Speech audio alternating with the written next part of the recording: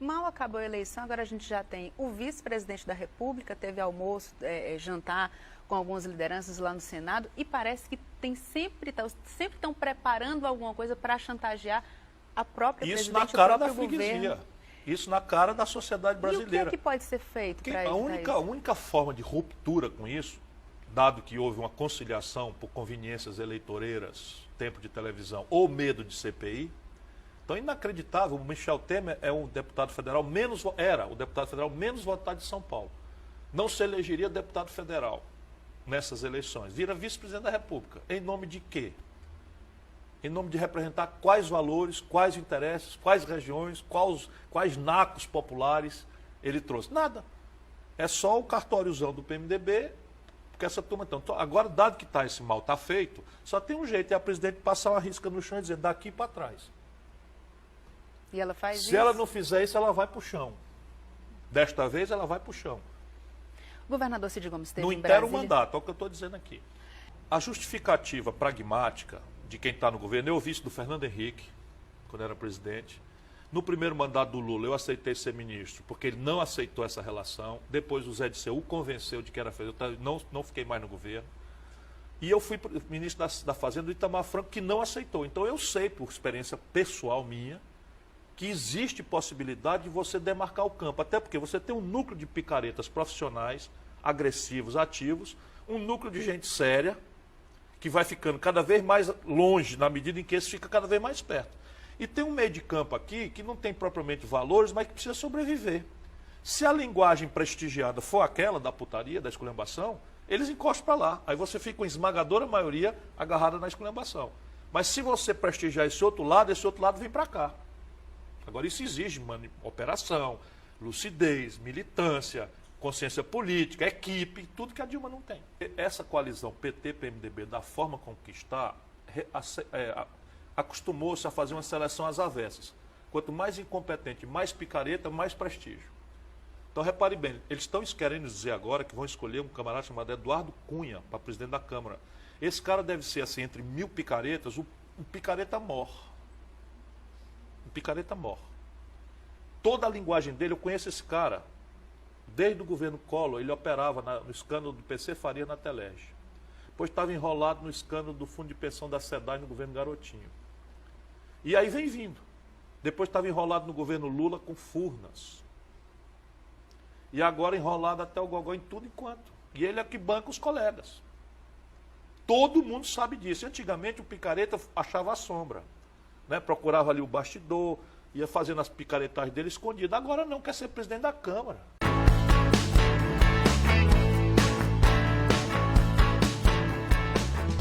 Mas o país não ficaria melhor? Um dos argumentos com é Michel esse. Temer, presidente, sem legitimidade, sócio íntimo em tudo que você queira imaginar do Eduardo Cunha. Essa jogada do Eduardo Cunha e o caminho golpista do Michel Temer, o Eduardo Cunha está vendo nessa possibilidade de derrubar a Dilma, a salvação do mandato dele com um possível governo do sócio e amigo dele, íntimo, que é o Michel Temer.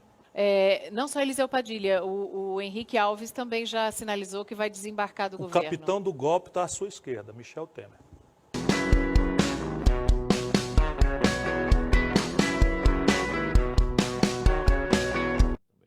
Agora, o senhor também tem percorrido o país para falar a respeito da situação, sob seu ponto de vista, situação econômica e política que o país tem enfrentado.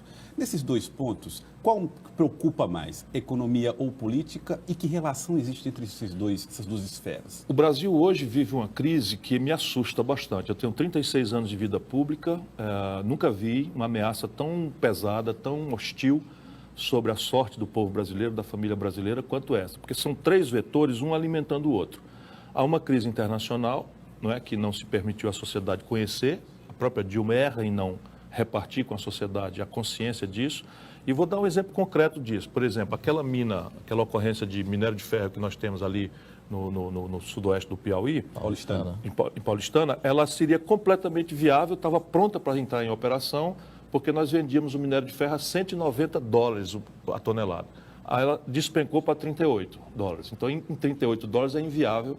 E você vê isso, a toda a mineração brasileira, aí isso também permeou o petróleo, permeou. Então você tem uma crise internacional muito grave, que tem uma permanência grave, né, que ofende essa estratégia externa brasileira. Isso traz para dentro do Brasil uma pressão sobre a nossa moeda, o povo não compra dólar, mas come pão. Pão é trigo, trigo a gente paga em dólar, então você teve uma miragem de inflação.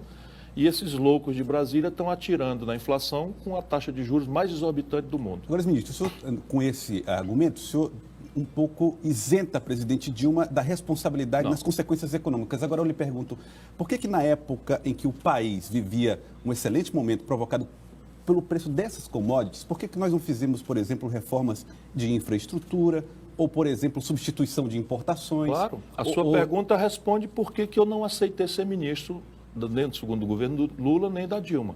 Porque, de fato, a ideia de fazer a economia brasileira se sustentar em ciclos de consumo baseados em venda de produtos de baixo valor agregado com preços artificialmente altos, ficaria muito claro que era um ciclo que ia se acabar.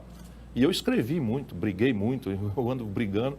Mas, assim, ao lado de toda essa crise, que não desculpa o governo Dilma pelos erros graves, você tem uma crise política que basicamente faz com que há pelo menos 2 anos, salvo poucas exceções, os políticos de Brasília não dão um dia de serviço para examinar os problemas do povo brasileiro, por conta de um golpe político odiento, né, em que está se usurpando do povo o direito até de escolher o seu próprio presidente da República, botando a pretexto de moralização corrupto na presidência da República. E quais as consequências dessa realidade, ministro? O senhor, pela opinião do seu partido, o PDT e sua também, é contrário exatamente a esse processo de impeachment que acontece agora na fase final lá no Senado.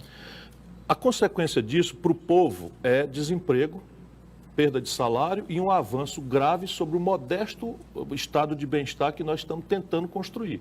Por exemplo, está já no Congresso Nacional uma emenda à Constituição que tabela o gasto com saúde, educação e previdência e deixa livre o gasto com juro, que é o maior gasto e o mais criminoso de todos. Já está no Congresso Nacional a revogação da lei de partilha, que dá aos brasileiros o direito de usufruir os benefícios do pré-sal.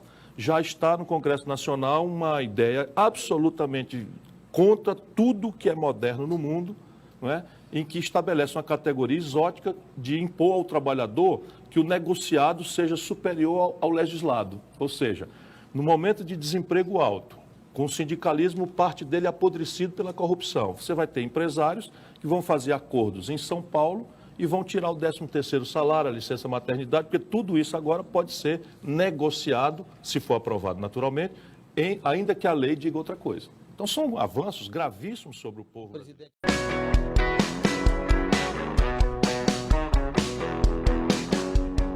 Não é uma alternativa? O outro é um farsante, não dura mais 6 meses. Não aguenta mais 6 meses essa pseudo-imagem de novo, de gestor, de não sei o que, de gari, não sei o que e tal. Isso tudo, daqui a pouco a turma na rua vai dizer, vai trabalhar, vagabundo, sabe? Se fosse no Ceará, já tinha começado. Se fosse no Ceará.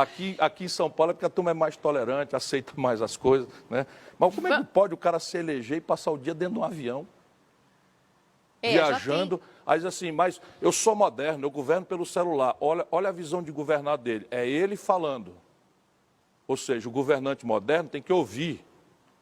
E se ele dissesse assim, está aqui o número do meu celular para quem quiser ouvir, tudo bem, né? É um governante moderno, governa pelo tablet, pelo celular, mas dá o número para o povo que está aí com buraco, com confusão, com favela pegando fogo. E aí, o único assunto sério que ele resolveu tratar foi a Cracolândia, foi um desastre de planejamento, um factoide ridículo, e eles acabaram de varrer para lá. E como ele tem uma grana imensa, vai subornando parte da imprensa e esqueceram o assunto. Que gestor é esse, camarada?